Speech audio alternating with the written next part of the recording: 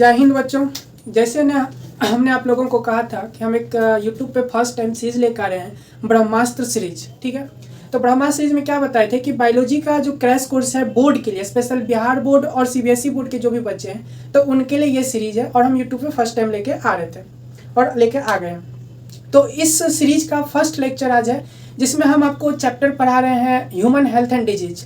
Offline के सभी बच्चों का कहना हुआ क्या कि ह्यूमन हेल्थ एंड डिजीज से स्टार्ट कीजिए, तो उसी के अकॉर्डिंग हम आप लोग के लिए लेकर आ रहे हैं ह्यूमन हेल्थ एंड डिजीज। ठीक है, तो मेरा जो ब्रह्मास्त्र सीरीज का जो लेक्चर स्टार्ट हुआ, पहला लेक्चर वो स्टार्ट हुआ आपको human health and disease chapter से, बायोलॉजी का human health and disease chapter से। ओके, तो हम लोग complete human health and disease को पढ़ेंगे। ठीक है, 2D पॉइंट एनसीईआरटी पढ़ेंगे, डीप में पढ़ेंगे और मेरा वादा है कि एक भी क्वेश्चन आपका बोर्ड में नहीं छूटेगा। ठीक है, तो हम लोग सबसे पहले ह्यूमन हेल्थ एंड डिजीज को स्टार्ट करते हैं। तो समझते हैं कि इसमें जो है हमें सबसे पहले जो टॉपिक पढ़नी होती है ह्यूमन हेल्थ एंड डिजीज के अंदर, इसके अंदर आपको पढ़नी होगी सबसे फर्स्ट में हम पढ़ाएंगे आपको इम्यूनिटी। सबसे फर्स्ट में पढ़ाएंगे हम आपको इम्यूनिटी। उसके बाद हम आपको पढ़ाएंगे कॉमन डिजीज।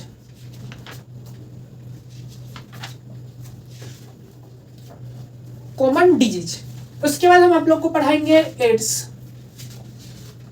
उसके बाद पढ़ाएंगे कैंसर और लास्ट में पढ़ाएंगे ड्रग्स।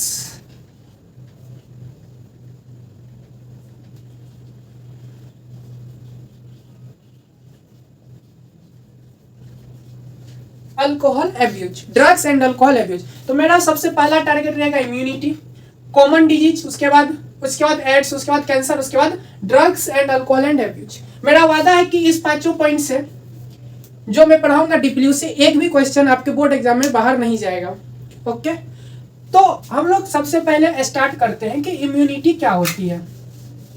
इम्यूनिटी क्या होती है, तो जैसे देखिए आजकल के इन्वायरमेंट में या पहले भी जब हम लोग बाहर निकलते हैं या घर में भी रहते हैं तो हमारे एटमॉस्फेयर में बहुत सारे वायरस, बैक्टीरिया है ना, यानी कि डिजीज कॉजिंग ऑर्गेनिजम्स, कुछ बेनिफिशियल कुछ नॉन बेनिफिशियल, यानी कि कह सकते हैं उसको क्या कि जो डिजीज काउज करे वैसा बैक्टीरिया, वायरस जो है, पैथोजेंस जो है हमारे एटमॉस्फेयर में रह रहे हैं। और हम जब भी एटमॉस्फेयर में रहते हैं तो हमेशा उस पैथोजन से इंटरेक्ट करते रहते हैं। ठीक है, तो सारे पैथोजेंस हम लोग को डिजीज काउज नहीं करता, यानी कि हम लोग को बीमार नहीं कर पाता है।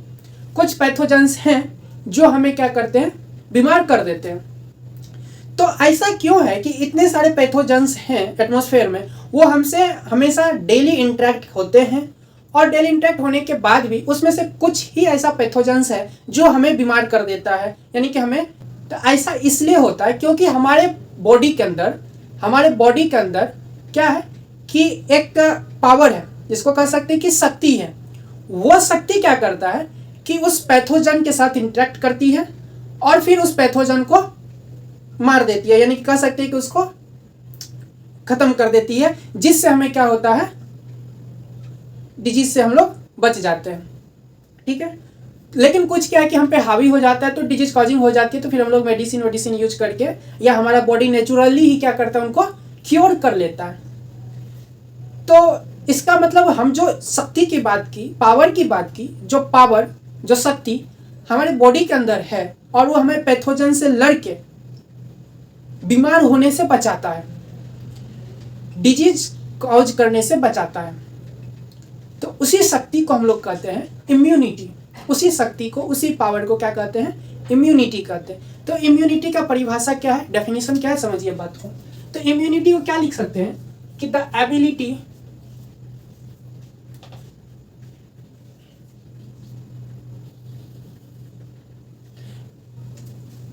हम लोग डेफिनेशन क्या लिखे हैं कि the ability of the host to fight the disease causing organisms confirmed by the immune system is called immunity. यानी कि हमारे जो भी पैथोजेंस जिस होस्ट के अंदर में जा रहा है, उस होस्ट के पास जो एबिलिटी है, जो शक्ति है, वो शक्ति जो डिजीज कॉजिंग ऑर्गेनिज्म से क्या करता हो, फाइट करता हो, उससे फाइट करता हो और हमें डिजीज मतलब कि बीमार होने से क्या करता हो, बचाता हो। तो उसी को हम लोग क्या कहते हैं, इम्यूनिटी कहते हैं। तो इम्यूनिटी का समझ गए कि the ability of the host to fight the disease causing organisms, यानी कि जो डिजीज कॉजिंग ऑर्गेनिजम्स है उससे फाइट करेगा। ठीक है, confirmed by the immune system is called immunity, ठीक है, समझ गए। तो इम्यूनिटी आप लोग समझ गए। अब हम लोग बात करते हैं टाइप्स ऑफ इम्यूनिटी की। टाइप्स ऑफ इम्यूनिटी में क्या है कि इम्यूनिटी आप लोग का दो तरह का होता है। एक ऐसा इम्यूनिटी होता है जो ह्यूमन में बाय बर्थ डेवलप होता है, यानी कि जन्म से ही उसके अंदर वैसा इम्यूनिटी प्रेजेंट होता है। और एक इम्यूनिटी कैसा होता है, वैसा इम्यूनिटी जो बर्थ के बाद हो उसके अंदर डेवलप, यानी कि एक्वायर किया जाए। तो इस प्रकार से दो इम्यूनिटी हुआ। एक कौन हुआ जो बर्थ के समय से होता है, एक कौन होता है जो बर्थ के बाद एक्वायर किया जाता है। तो जो बर्थ के समय से इम्यूनिटी होता है उसे हम लोग कहते हैं इनेट इम्यूनिटी, और जो बर्थ के बाद डेवलप होता है इम्यूनिटी उसको हम लोग कहते हैं एक्वायर्ड इम्यूनिटी। यानी क्या कि अगर हम लोग टाइप्स ऑफ इम्यूनिटी की बात करें, इम्यूनिटी की अगर हम लोग बात करें टाइप्स की, तो इम्यूनिटी जो है हम लोग का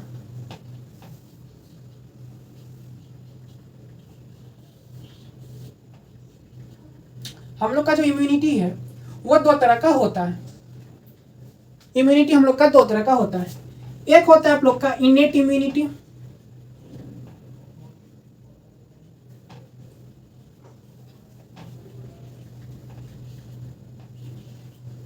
देखिए टाइप्स ऑफ इम्यूनिटी हम क्या बोले कि दो तरह का होता है। एक होता है आपका टाइप्स ऑफ में कौन सा, फर्स्ट है आपका इनेट इम्यूनिटी। इनेट इम्यूनिटी क्या है कि जो आपके बर्थ से आपके अंदर डेवलप हो, ठीक है, बाय बर्थ हो।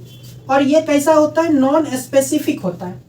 नॉन स्पेसिफिक कहने का मतलब क्या हुआ, नॉन स्पेसिफिक कहने का मतलब क्या हो गया कि ये जो इम्यूनिटी है आपका इनेट इम्यूनिटी हर तरह के डिजीज पे काम करेगा, हर तरह के डिजीज पे ये लागू होगा, ठीक है। तो इसीलिए इसको हम लोग लिखे नॉन स्पेसिफिक, ठीक है। ऐसा नहीं कि उस बीमारी के वो इम्यूनिटी काम करेगा इसके लिए ये इम्यूनिटी काम करेगा, ऐसा कुछ नहीं है। ये जो आपका बाय बर्थ इम्यूनिटी है यानी कि इनेट इम्यूनिटी, ये आपके हर तरह के बीमारी से यानी कि हर तरह के डिजीज पे ये इम्यूनिटी काम करेगा।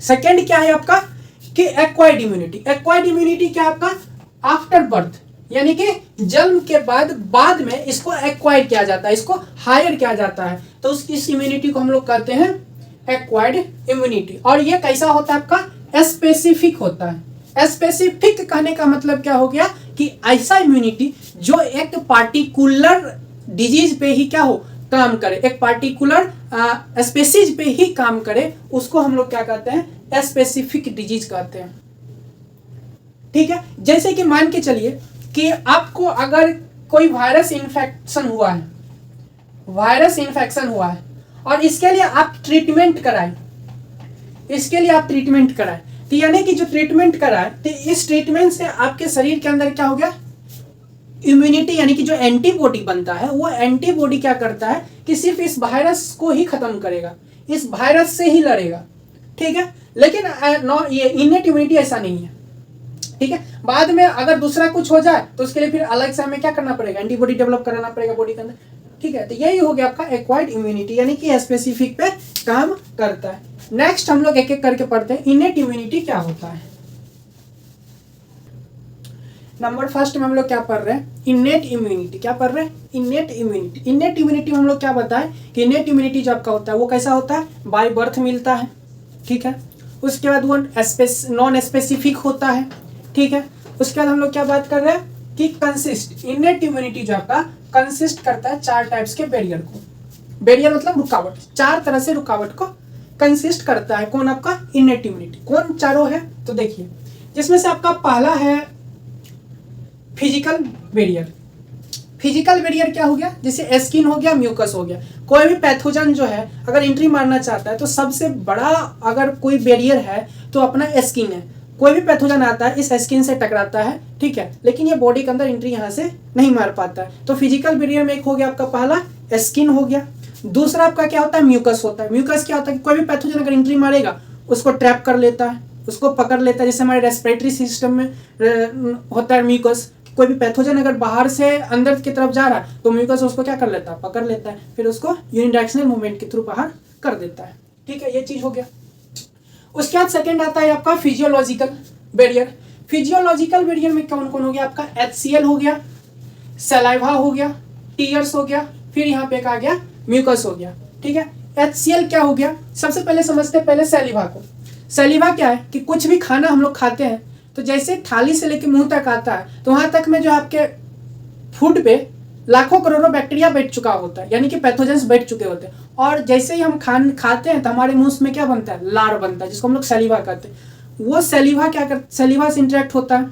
तो सलीवा सबसे पहले क्या करता है कि जो पैथोजेंस फूड पे था उसको पहले किल करता है, उसके बाद उस फूड को डाइजेशन में निभाता है रोल। आप लोग डाइजेस्टिव सिस्टम में पढ़ेंगे, 10th में भी पढ़ेंगे कि सलीवा कैसे डाइजेशन में हेल्प करता है। तो सलीवा हो गया। नंबर सेकंड क्या हो गया आपका, HCl। HCl कैसे काम करता है कि सलीवा से जो नहीं किल हुआ, बचा कुचा जो पेट के अंदर चला गया, तो हमारे स्टमक में क्या रिलीज होता है, HCl रिलीज होता है। और आप लोग के लिए क्वेश्चन है कि HCl जब रिलीज होता है तो हमारे स्टमक को क्यों नहीं नुकसान पहुंचाता है, हार्मफुल क्यों नहीं करता है, HCl से कौन बचा के रखता है, जवाब दीजिएगा। तो HCl जैसे स्टमक से रिलीज होता है तो जो फूड में जो भी पैथोजेंस थे उस पैथोजेंस को हमारे HCl क्या करता है, मार देता है। HCl क्या है आपका, एसिड है।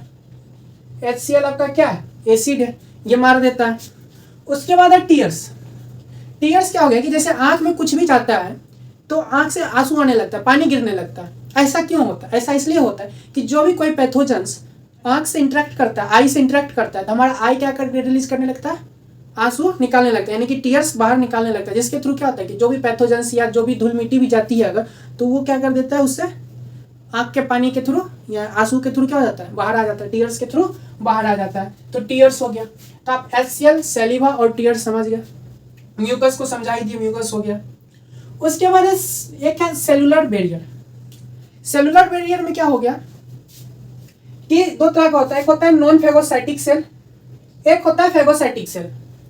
नॉन फेगोसाइटिक सेल के अंदर कौन आता है, natural killer cell. Non phagocytic cell के अंदर में आता है नेचुरल किलर सेल होता है।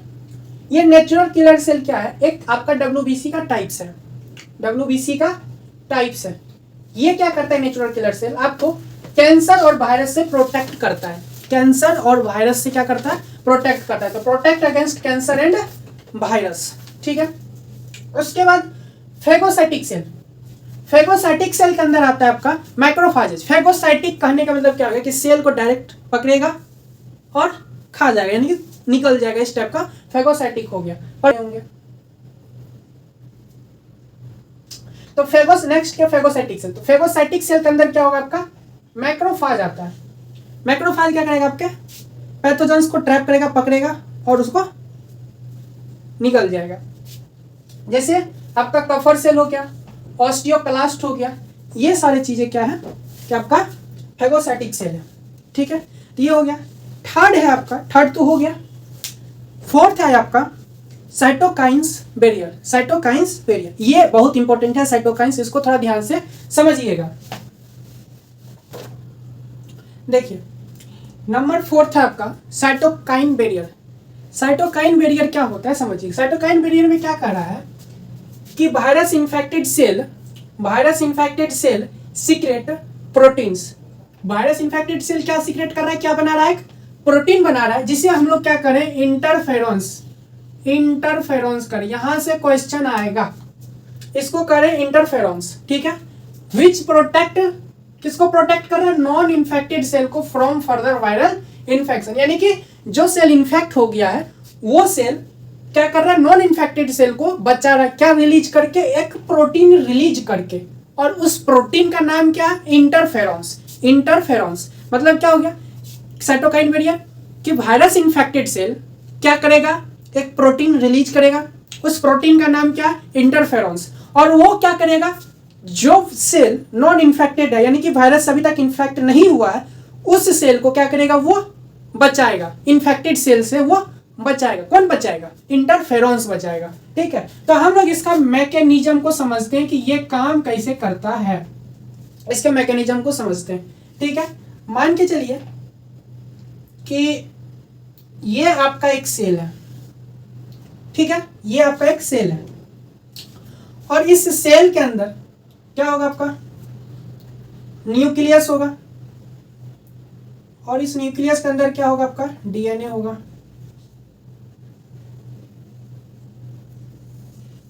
ठीक है। और यहां पे एक वायरस भाई साहब बैठे हुए हैं, आ गई है, इसके पास अपना जीनोम होगा, और ये जीनोम जो है कहाँ आएगा, न्यूक्लियस के अंदर आएगा। और ये जीनोम क्या करेगा, इसके साथ, इस जीनोम के साथ इंटरेक्ट करेगा, इस जीनोम के साथ ये इंटरेक्ट करेगा। ठीक है, यानी कि ये सेल आपका कैसा हो गया, वायरस इन्फेक्टेड सेल हो गया, वायरस इन्फेक्टेड सेल हो गया। ठीक है, ये हो गया आपका न्यू वायरस सेल। ठीक है, तो ये यहां से क्या करेगा, रिलीज करेगा, क्या रिलीज करेगा, प्रोटीन्स को रिलीज करेगा। और उस प्रोटीन्स का क्या नाम है, उस प्रोटीन्स का क्या नाम है, उस प्रोटीन्स का क्या नाम है, इंटरफेरॉन्स, इंटरफेरॉन्स, इसको रिलीज किया। दूसरी तरफ इसके जैसे सेल है, इसके पास एक नाइबर सेल भी होगा, ये नाइबर सेल है।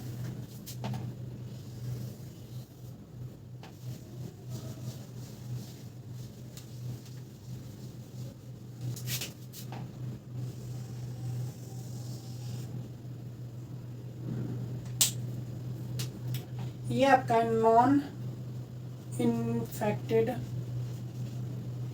सेल, नॉन इन्फेक्टेड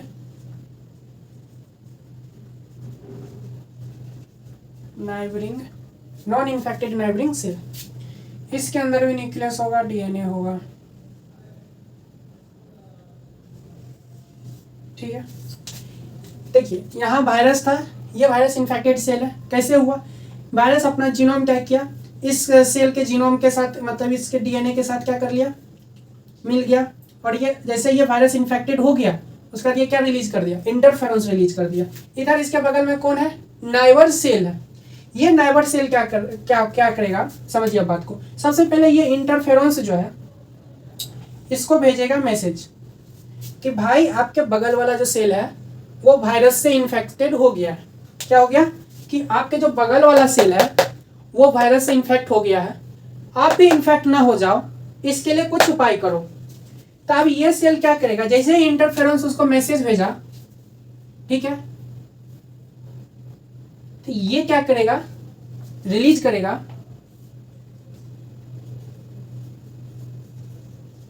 क्या रिलीज करेगा, एंटीवायरल प्रोटीन, या बनाएगा, प्रोड्यूस लिख देते अच्छा रहेगा, प्रोड्यूस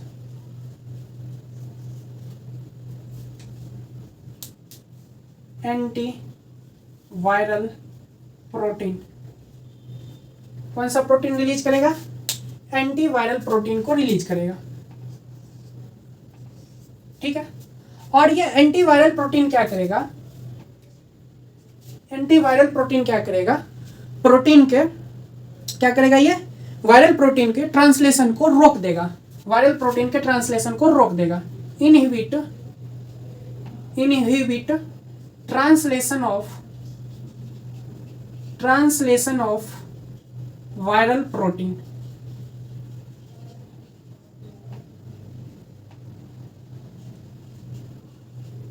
वायरल प्रोटीन के ट्रांसलेशन को क्या कर देगा, ये रोक लेगा। एक बार इस डायग्राम को फिर से समझिए, हम समझा रहे हैं। ठीक है, थोड़ा सा छाया बन जा रहा होगा तो थोड़ा सा कंप्रोमाइज कीजिएगा। और हाँ, जैसे हम बोर्ड के सामने से हटते हैं तो आप लोग पॉज करके वीडियो को रोक के इसको लिख सकते हैं, है ना। इससे पहले भी जो भी चीज़ें बता सके उसको रोक के लिख लीजिएगा। ठीक है, अगर किसी को नोट्स चाहिए तो आप कमेंट में मैसेज कर दीजिएगा कि हाँ नोट्स चाहिए, तो आप लोग को प्योर हैंड रिटेन नोट्स मिल जाएगा। जैसा आप पढ़ा रहे हैं वैसा ही सेम डिटो नोट्स आपको, 2 कॉपी नोट्स आपको मिल जाएगी। तो अगर चाहिए नोट्स तो आप लोग कमेंट में बोल दीजिएगा, नहीं तो यहाँ पे से लिख भी सकते हैं। तो समझिए क्या बोला कि साइटोकाइन बैरियर में इंटरफेरॉन कैसे काम करता है उसको समझिए। ये अपना क्या था, वायरस इन्फेक्टेड सेल था। ठीक है, कैसे इन्फेक्टेड हुआ, वायरस अपना जीनोम इस जीनोम के साथ क्या कर लिया, मिल गया। तो जैसे ही अब ये इन्फेक्टेड सेल बन गया तो ये जीनोम क्या रिलीज करेगा, इंटरफेरॉन्स रिलीज करेगा। क्या रिलीज करेगा, इंटरफेरॉन्स रिलीज करेगा। और ये इंटरफेरॉन्स क्या करेगा, आपको बगल वाले सेल को, बगल वाले सेल को मैसेज पहुंचाएगा, समझाएगा कि बगल वाला सेल जो आपका इन्फेक्टेड हो गया। यानी कि इंटरफेरॉन्स से पता चल जाएगा कि जो हमारा पड़ोसी सेल है वो क्या हो गया, वायरस इन्फेक्टेड हो गया, तो ये जीनोम तुरंत क्या कर लेगा, आपका एंटीवायरल प्रोटीन को प्रोड्यूस कर देगा। जैसे ये एंटीवायरल प्रोटीन प्रोड्यूस करेगा, जो ट्रांसलेशन हो रहा था वायरल प्रोटीन का वो क्या हो जाएगा, इनहिबिट हो जाएगा। ठीक है, मतलब कि वायरल प्रोटीन का ट्रांसलेशन रुक जाएगा, जिस वजह से ये सेल क्या हो जाएगा, वायरस से इन्फेक्टेड होते होते बच जाएगी। यानी कि ये सेल जो आपका वायरस से इन्फेक्शन नहीं होगा अगर ये एंटीवायरल प्रोटीन बना लेता है। तो ये था आपका साइटोकाइन बैरियर। ठीक है, तो अच्छे से एक बार देख लीजिए, वीडियो को रोक, अगर पढ़ना है तो पढ़ लीजिए, लिखना है तो लिख लीजिए, हम साइड हो जाते हैं। ठीक है, तो ये हो गई।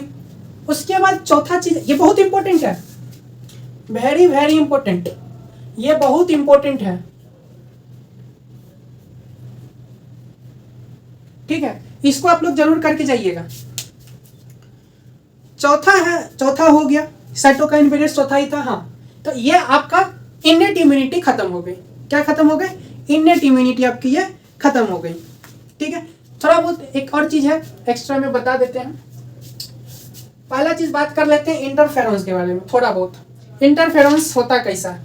तो इंटरफेरेंस जो है आपका सबसे पहले ये स्मॉल प्रोटीन होता है। कैसा होता है, स्मॉल प्रोटीन होता है। दूसरा चीज ये कैसा होता है, स्मॉल प्रोटीन होता है। दूसरा चीज ये कैसा होता है, नेवर किल वायरस। ये वायरस को कभी नहीं मारता है, नेवर किल वायरस, वायरस को ये कभी नहीं मारता है। ठीक है, उसके बाद ये स्पेसीज स्पेसिफिक होता है। स्पेसीज स्पेसिफिक,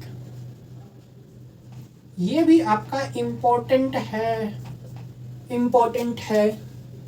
ठीक है, देखिए समझिए, स्मॉल प्रोटीन होता है इंटरफेरेंस।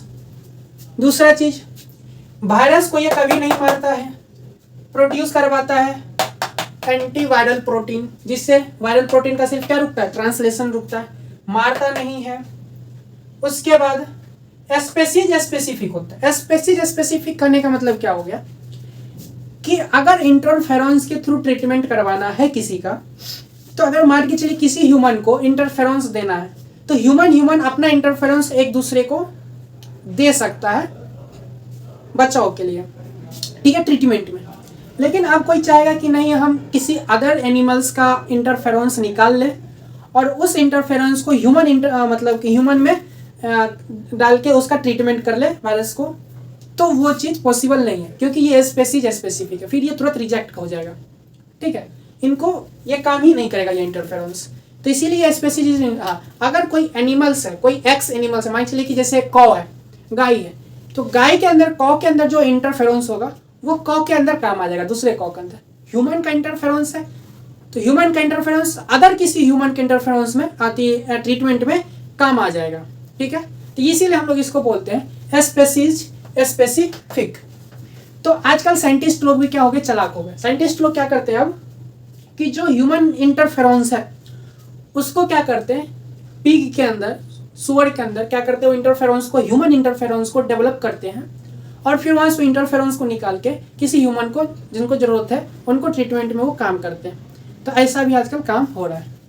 ठीक है, तो इंटरफेरेंस क्या हो गया, स्मॉल प्रोटीन हो गया, वायरस को कभी नहीं मारता है और स्पेसिफिक होता है। इतना बात समझ गए, हम लोग नेक्स्ट टॉपिक के अंदर बढ़े। ठीक है, स्क्रीनशॉट ले ही लिए होंगे, ले लीजिए और लिख लीजिए। चलिए नेक्स्ट हम लोग बात करेंगे अब फीवर का। देखिए फीवर, जैसे देखिए कोई पैथोजन है, कोई पैथोजन है, ये बॉडी के अंदर एंट्री मारा, इंटर्स इन बॉडी, बॉडी के अंदर एंट्री मारा, और बॉडी के अंदर आपके क्या होता है, ब्लड में WBC, भाई साहब कौन होता है, WBC। तो जैसे ये पैथोजन एंट्री किया बॉडी के अंदर, इसका जो इंटरेक्शन किससे होगा, WBC से होगा। और WBC का इंटरेक्शन किससे होगा? पैथोजन से होगा। ठीक है, पैथोजन का इंटरेक्शन WBC से और WBC का इंटरेक्शन पैथोजन से। पैथोजन क्या रिलीज करेगा? क्या रिलीज करेगा? ये रिलीज करेगा आपका टॉक्सिन। ये क्या रिलीज करेगा? टॉक्सिन्स। और आपका जो WBC है ये क्या रिलीज करेगा? ये रिलीज करेगा इंटरल्यूकन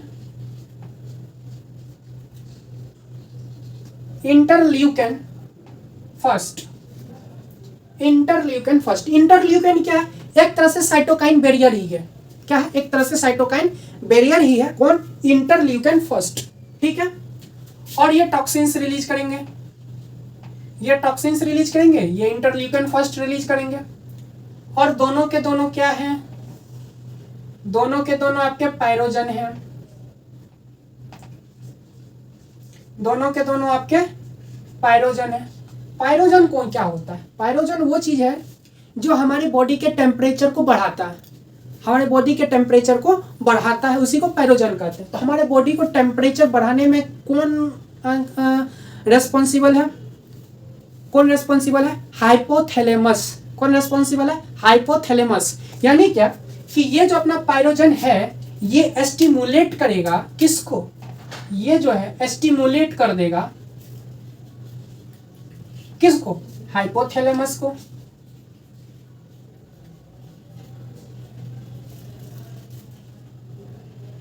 किसको रिलीज कर दे? स्टिमुलेट कर देगा हाइपोथैलेमस को। और जो हाइपोथैलेमस होता है इसको हम लोग कहते हैं थर्मोरेगुलेटर।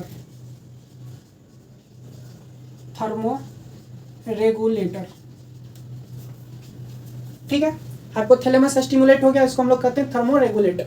ठीक है, ये हाइपोथैलेमस क्या करेगा? ये हाइपोथैलेमस इंक्रीज कर देगा किसको? बॉडी टेम्परेचर को। किसको इंक्रीज करेगा? बॉडी टेम्परेचर को। और जैसे ही बॉडी टेम्परेचर इंक्रीज होगा तो हमारा क्या होगा? तो हमारे अंदर जो माइक्रोबियल ग्रोथ हो रहा था, जो पैथोजन एंट्री करके माइक्रोबियल ग्रोथ कर रहे थे, उसका संख्या क्या होगा? घट जाएगा। तो decrease microbial growth. Microbial growth क्या हो जाएगा? डिक्रीज हो जाएगा। ठीक है, तो ये इतना चीज जो काम किया, पैथोजन एंट्री मारा, टॉक्सिन रिलीज किया, WBC से जैसे इंटरकनेक्ट हुआ, WBC क्या कर दिया? इंटरल्यूकन फर्स्ट रिलीज किया। और WBC जैसे इंटरल्यूकन फर्स्ट रिलीज किया, दोनों का दोनों अपना क्या है? पायरोजन है। पायरोजन क्या होता है? जो बॉडी टेम्परेचर बढ़ाता है। पायरोजन स्टिमुलेट कर देगा किसको? हाइपोथैलेमस को। और हाइपोथैलेमस क्या होता है? आपका थर्मोरेगुलेटर होता है। हाइपोथैलेमस क्या कर देगा? आपके बॉडी टेम्परेचर को बढ़ा देगा और माइक्रोबियल ग्रोथ कम हो जाएगा। ठीक है, लेकिन अभी के दौर में क्या है कि आपका अगर ज़्यादा बॉडी टेम्परेचर इंक्रीज हो जाता है, बॉडी टेम्परेचर ज़्यादा इंक्रीज हो जाएगा तो क्या हो जाएगा? हमारे शरीर को, हमारे बॉडी को नुकसान पहुंचाएगा। तो हम लोग क्या करते हैं कि ऐसा ड्रग्स लेते हैं, मतलब ऐसा मेडिसिन लेते हैं जो क्या करे? बॉडी टेम्परेचर को तो घटाए, लेकिन क्या करे? साथ के साथ माइक्रोबियल ग्रोथ को भी घटाए, इसके भी नंबर को कम करे और उसके साथ साथ बॉडी टेम्परेचर को भी कम करे।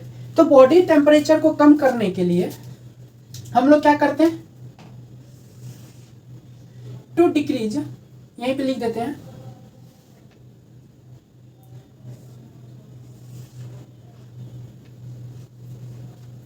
To decrease. ठीक है, बॉडी टेम्परेचर को कम करने के लिए हम लोग क्या यूज करते हैं?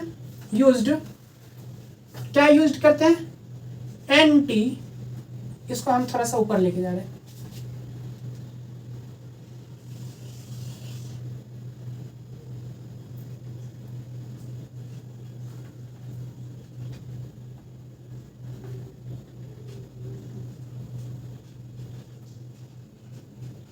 To decrease. अगर बॉडी टेम्परेचर को डिक्रीज करना तो हम लोग क्या यूज करते हैं? क्या यूज करते हैं? एंटी